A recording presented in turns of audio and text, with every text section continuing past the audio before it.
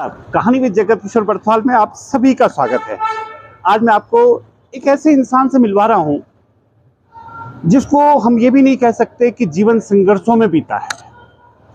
संघर्ष जहां दम तोड़ देता है वहां ये कहानी शुरू होती है। भगवान ने हमको, अगर हम पूरे शरीर की बात करें तो सर से लेकर पांव तक संपूर्ण इंसान बनाया है, एक शरीर दिया है। लेकिन ये व्यक्तित्व तो वैसा है जिसको शरीर भी मिला तो आधा मिला, आधा भी ऐसा वो शरीर, वो हिस्सा जिसके बिना हम दुनिया में अगर हम कहें तो चलना भी मुश्किल है। इन हालातों में जिसने अपने जीवन को वो मोड़ दिया कि दुनिया मिसाल देती है। अपने को कभी हीन भाव से ग्रसित नहीं होने दिया, हमेशा अपने चेहरे पर रौनक रखी, अपने होठों पर मुस्कान रखी कि आने जाने वाला व्यक्तित्व भी, आने जाने वाले लोग भी उसको देखकर मुस्कुराने लगे। मेहनत और कर्मठता और जुझारूपन लबालब भरा हुआ है। कभी किसी के सामने हाथ नहीं फैलाया, बल्कि अपने इन हाथों से वो काम भी किया जिनके पास सब कुछ है। वो सेवा भाव भी रखा कि जिसका कोई नहीं है उसका ये व्यक्ति है। आइए मिलते हैं ऐसे एक व्यक्तित्व से।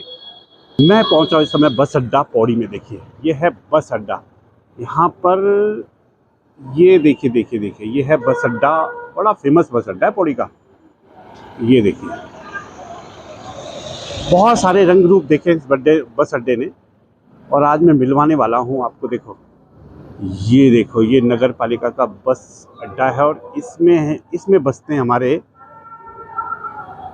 ये देखिए दूध दही का इनका बोर्ड भी लगा है और नीचे लिखा है, क्या लिखा है देखिए तो, कांता भाई। हाँ, आज हम सब मिलने वाले हैं कांता भाई से। आप जानते हैं ना कांता भाई को। ये देखिए मैं लेके चलता हूँ आपको कांता भाई से। कांता भाई कैसे हैं? ये देखिए ये हमारे कांता भाई। ये मैं आपसे जिक्र कर रहा था ना, ये मुस्कान है। ये मुस्कान इतनी प्यारी है ना, आदमी सोच नहीं सकता। और कभी कभी हमारे मन में भी आता है इतनी मुस्कान ये भाई लाता कहाँ से है। सच कह रहे हैं, इस मुस्कान ने हम सबका दिल जीता हुआ है। ये पौड़ी के एम्बेसडर भी हैं। सरकार भी ने भी, पौड़ी जनपद ने भी, चुनाव जब होता है जिसको लोकतंत्र का सबसे बड़ा हिस्सा माना जाता है, उस लोकतंत्र में आपको पौड़ी का ब्रांड एम्बेसडर बनाया गया था। अब देख लीजिए ये हमारे कांता भाई हैं और ये इनकी शॉप है। देखिए आपने कांता भाई के बारे में तो आप लोगों ने बहुत सुना होगा। कांता भाई की ये दुकान है। कांता भाई ने कभी किसी के आगे हाथ नहीं फैलाया। अपनी मेहनत के दम पर कांता भाई ने अपना ये पूरी दुकान खड़ी की है। ये देखिए क्या नहीं है इसमें, देखिए ये देखिए सब कुछ रखा है कांता भाई ने।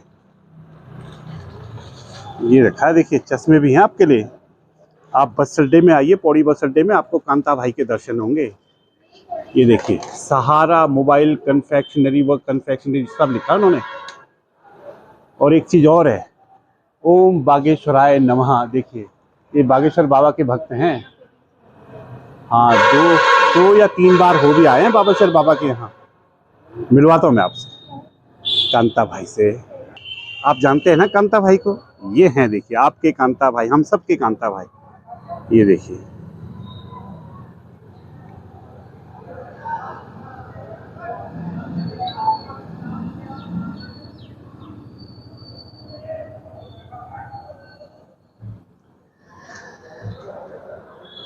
पहले एक शब्द आता था, आप सबने सुना होगा, विकलांग।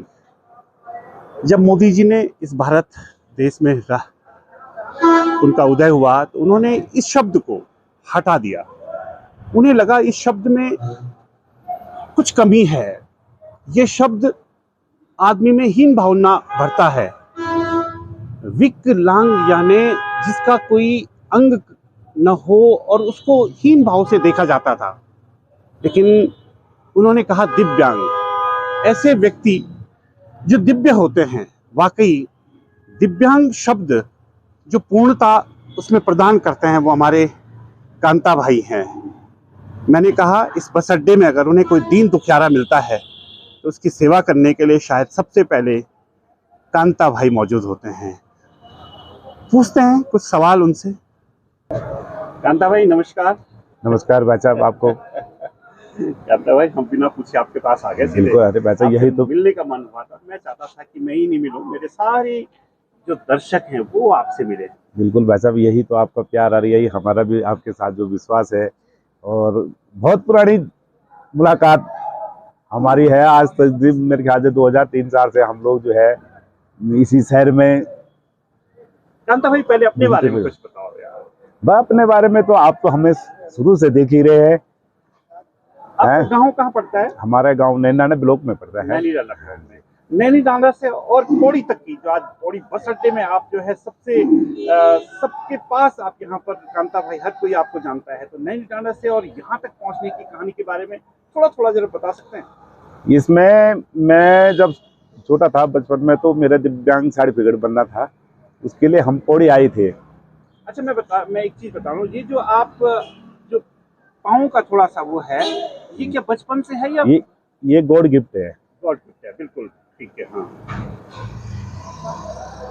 तो किस तरह से नैनीडांडा से यहाँ तक आगमन हुआ हल्के शब्दों में? तो यही आते रहा, अपना दिव्यांग सर्टिफिकेट बनाने के लिए भी आए और यहाँ पे देखा हमने कि बाहर के हिवार बिवार से अपने गढ़वाल में जो है कि अपने प्यार प्रेम मिला, हिवार बिवार मिलता रहा। जिसको बोलते हम तो हिवार बिवार ही बोलते, क्योंकि गढ़वाल मतलब बोली हिवार बिवार ही बोलती था ना, तो उन्होंने कहा यहाँ प्यार प्रेम मिलता रहा। तो हमको ऐसा लगा कि यार जितना घर में रह के से बढ़िया थोड़ा बाजार के अंदर जाया जाए, थोड़ा घूम फिरा जाए, लोगों से मुलाकात किया जाए, कुछ सीखने को मिलेगा। तो यहाँ पे आए तो जो है कि धीरे धीरे करके हम आगे जिंदा दिल की तरीके से जीते रहे। हमने कभी ये नहीं सोचा कि हम दिव्यांग, हम कुछ करने की सोचते रहे, तो लगातार आप लोगों का प्यार और आशीर्वाद मिलता रहा, तो यहाँ तक हम पहुँचे। हम उसके बाद जब पौड़ी आए तो मानसूर होटल था पहले, उस समय बिट्टू पवार जी और कुलदीप भाई, जो इस समय आजकल बाल विकास में है, कुलदीप सिंह रावत जी बोलते हैं उनको, वैसे हम कुल्लू भाई बोलते थे। तो वहाँ पे हमारा रहन बसेरा हुआ, तो धीरे धीरे आप लोगों का प्यार प्रेम और सभी का सहयोग मिलता रहा, तो जो है कि यहाँ तक सफर। कांता भाई अपने इन कम अंगों पर कभी दुख महसूस नहीं हुआ? नहीं, ये तो मैंने कभी सोचा ही नहीं कि मैं दिव्यांग हूँ। कभी चलने फिरने में और लोग दौड़ते थे, आप नहीं दौड़ पाते थे, कभी लगा नहीं कि मैं भी दौड़ता? नहीं, मैंने कभी ऐसे सोचा नहीं। मैं दौड़ भी जाता हूँ, खेल के भी आता हूँ, आपको पता है। कभी नहीं लगता कि लोग कूद मार देते हैं, मैं नहीं मार पाता? नहीं, ऐसे नहीं, वो तो गेम होता है ना। अब कोई गेम है, इतने सारे गेम है, तो कोई कूद मार के गेम खेल रहा है, तो कोई दौड़ मार के खेल रहा है, तो कोई भाला फेंक के खेल रहा है, तो कोई किधर, तो वो तो गेम अपना अपना है। भरपूर परिवार है हमारे कांता भाई का। शायद भगवान ने अगर उस रूप में थोड़ा सा कमी की थी, तो दूसरे स्वरूप में भगवान ने जो है कांता भाई को परिपूर्ण किया है।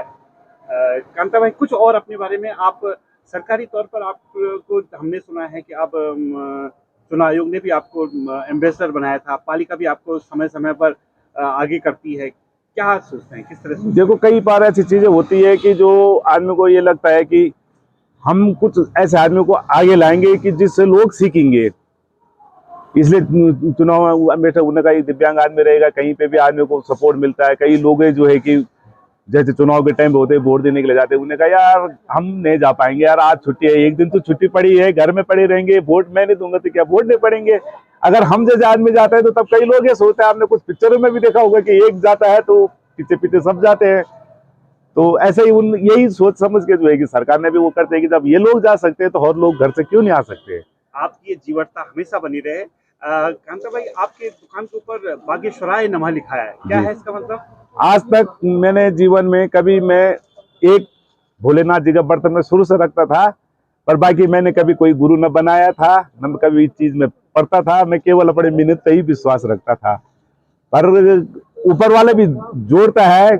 इतनी बार से कभी नहीं देखा, कभी मैं उनके वीडियो देखता था, तो मैंने कहा यार, जब मैंने शुरू में देखा तो मैंने कहा यार ये तो अभी बच्चे ही लग रहे हैं, कैसे गुरु। पर जब उन्होंने खींचा तो मैं वहाँ 4 बार होके आ गया, 1000 किलोमीटर दूर है यहाँ से। 4 बार 4 बार 1000 होके आ गया। किलोमीटर दूर, मुझे नहीं लगता कि पौड़ी से कोई गया वहां। और कांता भाई जिनको हम इस रूप में देखते हैं कि यार कभी कभी हमारे मन में भी आता है कि यार कि ये काश के आदमी क्या बोले, बस मैं नहीं कह रहा हूँ, लेकिन वो बागेश्वर धाम जो हम केवल सुनते थे, वहां के 4 चक्कर मार के आ गए बागेश्वर धाम के। बताइए, हनुमान जी की कृपा, उस बागेश्वर धाम की कृपा सदैव हमारे इस कांता भाई पे बनी रहे। कांता भाई कुछ मैसेज देना चाहेंगे आप अपनी तरफ से अन्य विकलांग, अपने जो दिव्यांग लोग हैं उनके लिए? जो सभी है, हम तो यहाँ पे, मैं सक्षम से जिला अध्यक्ष भी हूँ, कोई कार्यक्रम होते हैं मैं कई दिव्यांगों को बुलाता भी हूँ, कुछ आने को तैयार नहीं होते। अगर हम उनके लिए, मैं अपने जीवन में, मेरा भगवान से यही दुआ है कि अगर मैं कुछ इस दिव्यांग जनों के लिए कुछ ऐसा करके जाऊं कि जो है किसी को कोई काम करवाने में या कोई सहायता करने में किसी की मदद की जरूरत न पड़े, जो उनके लिए कुछ ऐसा करके जाऊं कि अपना वो लोग रोजगार करना चाहे या किसी का कोई भी काम होता है तो अपना करवा के जाए। पर कोई लोग आगे नहीं आते, तो हम भी चाहते हैं कि जिसका भी जो काम होता है वो आए और कुछ ना कुछ मिल बांट के उनका हम आपकी परेशानी का या हमारी परेशानी का सलूशन निकाल सकते हैं। कांता भाई, आखिरी सवाल पूछ रहा हूं आपसे। जी। पौड़ी के आप सफल व्यापारी हैं और बहुत समय से आंदोलन, जब से पौड़ी का आंदोलन हुआ तब से आप यहाँ सक्रिय रहे हैं, की भूमिका में रहे हैं। जी। आज पौड़ी की हालत बहुत बुरी है, पौड़ी की हालत, लोग यहाँ से निकल गए हैं। अधिकतर लोग आपका मन तो नहीं होता यहाँ से जाने? नहीं, पौड़ी का मन सुझाते नहीं। हम तो भगवान कर्नल ठाकुर से और बालाजी महाराज से यही कहते हैं कि यही इस पौड़ी के लिए अगर हम कुछ करके निकले, अगर कोई चीज ऐसा हो सकता है कि जो ये पौड़ी का रौनक और पौड़ी का मार्केट अगर हमारी बलिदान देने से वापस आ जाता है तो हम उसके लिए भी तैयार हैं। पर ये पौड़ी की रौनक दोबारा वापस आ जाए, हम यही चाहते हैं। और कैसे आए, ये आप लोगों को भी रियाई मशवरा प्यार प्रेम सब मिलते रहे यार। हम भी कोशिश करेंगे कि कुछ ना कुछ इस शहर के लिए करके जाए। आपको विश्वास नहीं आएगा, वो इसे बोलने नहीं चाहिए पर बोल देते हैं, इसमें बोलने की जरूरत नहीं है। मैंने हनुमान चालीसा का 40 दिन का पाठ रखा हुआ, इसलिए मैंने दाढ़ी नहीं बनाया। और मेरे यही बालाजी से दुआ है कि इस हनुमान चालीसा में कुछ ऐसी हमें सिद्धि दे कि जो हम इस पौड़ी को उभार सके फिर दोबारा, क्योंकि बहुत बड़ा दुख होता है। ये पौड़ी बिल्कुल खाली हो चुका है इस समय, यहाँ के 50% लोग जा चुका है। और पौड़ी के रहने 2 बजे के बाद आप बस अड्डे में आ जाओ, देख लो, अपर बाजार में चले जाओ, देख लो। अब जैसे हम झेले वैसे सभी लोग झेले। ये थे मेरे साथ मेरी पौड़ी के कांता भाई। कांता भाई को मैंने कम से कम 20-25 साल से देखा है। कभी अपने इस शहर में अपने हाथों से सड़कों को नापा करते थे। कुछ समय बाद उनके पास एक गाड़ी आई जिस पे टायर थे, वो उसमें चलने लगे। आज उनकी जिंदगी उनकी मेहनत से, उनके मजबूत इरादे से और अपने आप पर जो उनका विश्वास है, उस विश्वास के बदौलत आज कांता भाई अपने जीवन का वो हर चीज पा चुके हैं जो एक सामान्य इंसान नहीं पा सकता। आज उनके पास उनका भरपूर परिवार है। आज उनके पास पौड़ी बस अड्डे में एक भरपूर व्यापार है। आज उनके पास बागेश्वर धाम जैसे गुरु हैं और आज उनके पास इस पौड़ी शहर का भरपूर प्यार है। कांता भाई के चेहरे की मुस्कान हमेशा बनी रहे, इसी कामना के साथ मिलते हम अगली कहानी में। मेरी ये कहानी आपको कैसी लगी, कृपया लाइक, कमेंट और शेयर के साथ साथ मेरे इस चैनल को सब्सक्राइब करना न भूलिएगा। मिलते हैं अगली कहानी के साथ, तब तक के लिए नमस्कार।